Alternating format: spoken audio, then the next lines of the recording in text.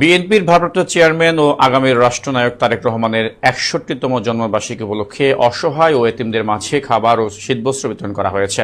শনিবার দুপুরে টঙ্গীর আমজাদ আলী সরকার পাইলট বালিকা উচ্চ বিদ্যালয় মাঠে এই আয়োজন করে গাজীপুর ৬ আসনের সম্ভাব্য প্রার্থী ও টঙ্গী পূর্ব থানা বিএনপির সভাপতি সরকার জাবেদ আহমেদ সুমন।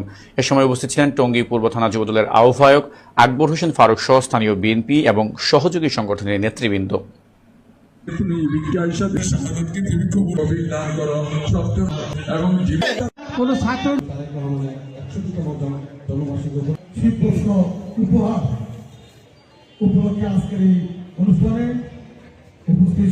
সারা বাংলাদেশের মানুষ অপেক্ষায় রয়েছে এই মহান নেতাকে বরণ করে নেওয়ার জন্য। আমরা দোয়া চাই আপনাদের সকলের কাছে, আপনারা আমাদের নেতার জন্য দোয়া করবেন, তার সুস্থতার জন্য, এবং আগামীতে বিএনপি যেন রাষ্ট্র ক্ষমতায় এসে ইসলামের শক্তিতে বলিয়ান হয়ে এই দেশ পরিচালনা করতে পারেন, কারণ এতিমের দোয়া আল্লাহ পাক কবুল করেন।